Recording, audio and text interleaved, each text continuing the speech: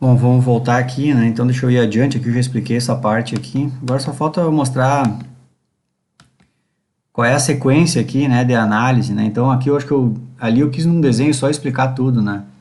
Mas agora eu fiz mais detalhado, assim, ó. Quando a gente vai então usar o aparelho, eu chamei de otimização da fluorescência, né? Primeira coisa que a gente faz é escolher o comprimento de onda de excitação. Então agora eu enxuguei o desenho, lá tava tudo junto, misturado. Então aqui eu enxuguei o desenho para isso, ó. Primeira coisa que a gente faz com o aparelho é fazer a escolha do comprimento de onda de excitação. Nessa parte aqui, esse aparelho de fluorescência molecular, ele trabalha igualzinho ao espectrofotômetro da absorção molecular. Vejam que o desenho aqui da lógica das coisas é igual. A gente tem uma lâmpada, passa no monocromador, né?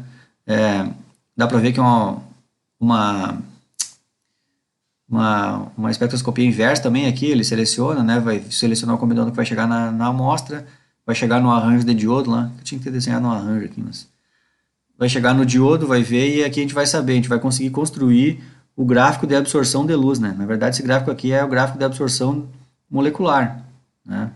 A gente chama de gráfico de excitação, né? Porque a gente está falando lá dentro da técnica de fluorescência, é o linguajar de quem já trabalha com fluorescência, né?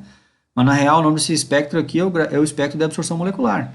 É a mesma coisa que tu faria se fosse o mesmo resultado que tu teria se fosse um espectrofotômetro de absorção molecular, né? Só que lá no linguajar da técnica de fluorescência, a gente já chama isso aqui de espectro de excitação, entenderam? Ah, tudo é a coisa do químico, né? É o linguajar da técnica já em si. E aí, lá nesse espectro aqui de excitação, a gente vai escolher o comprimento de onda que a molécula mais absorveu, que é esse aqui, por exemplo. Aí, esse comprimento de onda aqui, eu já vou dizer para o aparelho, ó, aparelhinho, agora eu quero que tu irradie lá na amostra só esse comprimento de onda de excitação aí. Vamos chutar que fosse, aquela hora eu falei 310, né? Então, agora tu vai irradiar aqui só o 310. É claro que ele vai pegar o monocromador e tudo mais, né? Mas ele vai irradiar lá na amostra só o 310. E daí o aparelho vai fazer outro espectro, que daí vai ser o espectro de emissão. Aí mesmo chegando só o 310 nanômetros aqui, a molécula devolve luz em vários comprimentos de onda. E aí ele faz um espectro de todos os comprimentos de onda que a molécula devolve luz. Aí a gente vai lá e escolhe o comprimento de onda que a molécula mais devolve luz, que ela mais faz o fenômeno de fluorescência, que é esse aqui, por exemplo, certo? E aí então, esse a gente vai escolher esse comprimento de onda aqui como comprimento de onda de emissão. Feito essa parte aí, a gente acabou de otimizar o aparelho. Agora, na hora de fazer a análise, agora eu já desenhei melhor aqui. Eu desenhei uma cubeta fechada e a amostra vem aqui, sempre mantém isso aqui cheio de líquido e o excesso do líquido vai embora. E é claro que não chega a ser nenhuma cubeta lá dentro, deve ser um lugar. Eu nunca vi. Depois eu vou mostrar uma foto para vocês do aparelho, tu nem vê nada quase. Isso aqui lá dentro deve ser uma coisa minúscula, assim, ó, um espaço vazio, sei lá, mais fino que uma carga de caneta, assim, bem fininha, assim, ó, bem pouquinho, que o líquido passa bem ali e já vai embora. E agora a gente já configurou o aparelho, então o aparelho já está prontinho para fazer isso aqui, ó. Ele vai mandar a luz só naquele comprimento de onda que a gente escolheu, vamos chutar que fosse 310 nanômetros, tá? E ele já está pronto para só mandar para o computador a luz que foi devolvida naquele comprimento de onda que escolheu. Vamos chutar que a gente tenha escolhido o 750. Então, só o que vier em 750 nanômetros ele vai pegar. O resto não. Por isso que eu botei uma flechinha vermelha aqui. Ó. Todos esses comprimentos de onda aqui que a molécula devolveu é lixo da informação. Nós não vamos usar. O aparelho só vai mandar para o computador a intensidade de luz que foi devolvida nesse comprimento de onda. E aí a gente gera um gráfico. Como isso aqui é um líquido que está passando toda hora ali, se passar uma molécula que não fizer o fenômeno de fluorescência, não dá sinal nenhum. Mas quando passar uma molécula que dá o sinal de fluorescência, vai dar o sinal aqui. E esse sinal da fluorescência, ele não é absorbância, até porque a molécula está devolvendo luz, né? Então ele é o sinal de luminescência. E geralmente o aparelho mostra em LU a informação, né? Então é um valor numérico da intensidade do sinal. Então aqui eu simbolizei, ó, passando uma, duas, três, quatro, cinco moléculas ali, chamei de A, B, C, D e E. Passou a moléculazinha A ali na cubetinha, lá naquele espaço vazio ali, ela faz a fluorescência, dá o sinal de luminescência dela. Aí ela para de passar, baixa o sinal. Ah, não está passando nenhuma molécula que faz fluorescência, pá, daqui a pouco passou a molécula B, dá o sinal dela, aí ela para de passar, volta. E a intensidade, a área do pico ou a altura desse pico aqui é dependente da concentração do analito.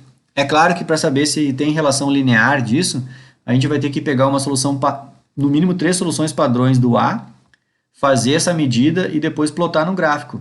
a concentração do A versus a altura do sinal aqui, né? Ou a área do pico de luminescência que deu. Se isso tiver linearidade, aí depois eu pego uma amostra que eu não sei a concentração de A, injeto lá no aparelho, e aí quando der o sinal do A, do analito A, eu pego aquele valor numérico do sinal e vou lá na curva analítica, faço a regressão linear, acabei de descobrir a concentração do analito A. Entenderam? E a técnica da cromatografia, que a gente vai aprender por último, que é uma técnica que separa os analitos, né? A gente já pode fazer em uma análise analisar essas 5 moléculas ao mesmo tempo. Então, por exemplo, na hora de construir as curvas de calibração, é claro que vai ter 5 curvas de calibração, né? A curva de calibração para o analito A, para o B, para o C, para o D e para o E. A gente vai construir 5 curvas. Mas vai ser bem prático construir 5 curvas analíticas, porque aí, na verdade, a gente vai injetar, por exemplo, no mínimo 3 soluções padrões, né? Eu faço uma solução padrão com A, B, C, D e E, e ali eu conheço a concentração dos 5. Então, quando eu injetar lá no aparelho, eu vou ter um resultado que nem esse aqui, ó. Aí eu pego os valores de altura do sinal ou a área e correlaciono com a concentração de cada um deles. Então, isso eu já iniciei o primeiro ponto dos 5 gráficos, entenderam? Aí eu faço uma outra solução com, de novo, uma mistura dos 5 reagentes, só que eu conheço a concentração também. Então, é uma outra solução padrão, mas tem os 5 moléculas, os 5 analitos ali. E aí eu injeto no aparelho, eu vou ter um outro gráfico desses. Aí eu vou ter de novo a informação do sinal de cada um deles e eu ploto lá nos gráficos em relação à segunda concentração, entenderam? Então, se conseguirem entender, eu acho que vocês me entenderam, né? Que só injetando 3 líquidos de solução padrão, sendo que em cada líquido tem 5 moléculas de analito, com 3 medidas eu consigo construir 5 curvas analíticas, entenderam? Essa é a mágica da cromatografia.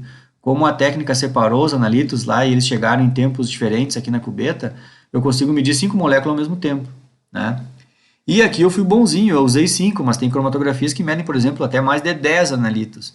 Então eu posso até, por exemplo, construir na calibração de 10 analitos diferentes, eu posso construir 10 curvas analíticas, mas tendo injetado só 3 padrões. Só que, claro, cada padrão tem os 10 analitos misturados, né? Entenderam? Ou usar o padrão interno, que é outra coisa que a gente aprendeu. Também isso. Então aqui eu acho que eu meio que fecho a minha explicação sobre a técnica de fluorescência molecular. Ela é uma técnica bem específica, né? E não tem muita novidade, percebam que não tem muita novidade mesmo. Todo o arcabouço de conhecimento é o que a gente já sabia antes, né? Da espectrofotometria. Acho que por último aqui eu catei na internet aqui, eu quis catar bem o que eu usei, né? É exatamente esse aqui o aparelho que eu usei. Vejam que não tem nada, a gente olha uma caixa sem nada, não tem nem botão para apertar, só tem um botão de ligar aqui, ó. Mas é claro que ele tem uma estaçãozinha de controle onde a gente entra com as informações. Aí eu demorei para achar, mas eu achei, ó. Aqui eu achei. O aparelho é esse aqui. Tipo aqui nessa engenhoca montada aqui, o aparelho está aqui embaixo.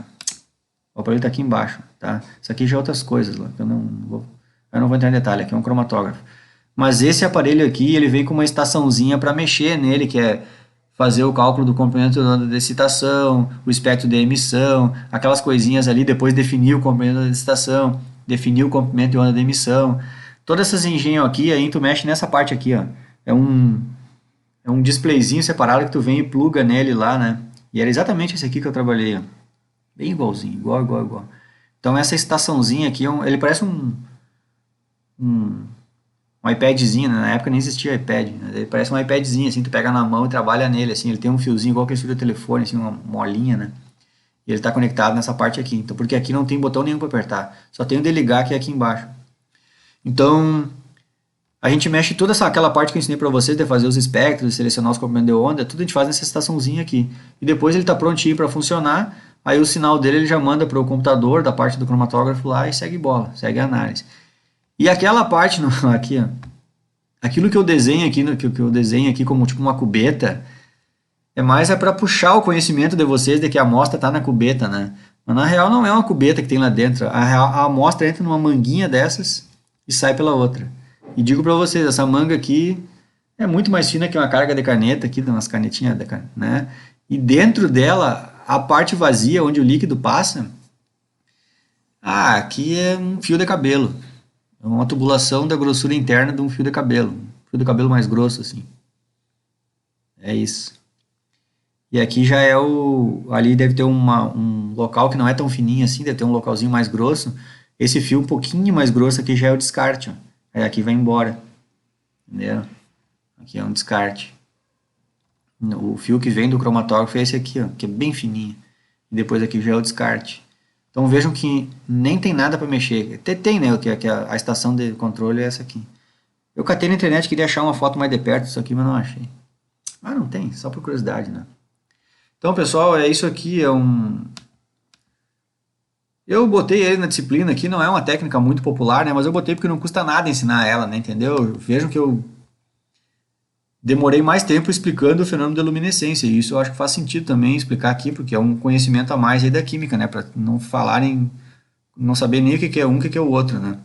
E não me custou nada explicar essa técnica, porque na real ela foi explicada aqui, ó, eu fiz 3 slides para explicar essa técnica aí.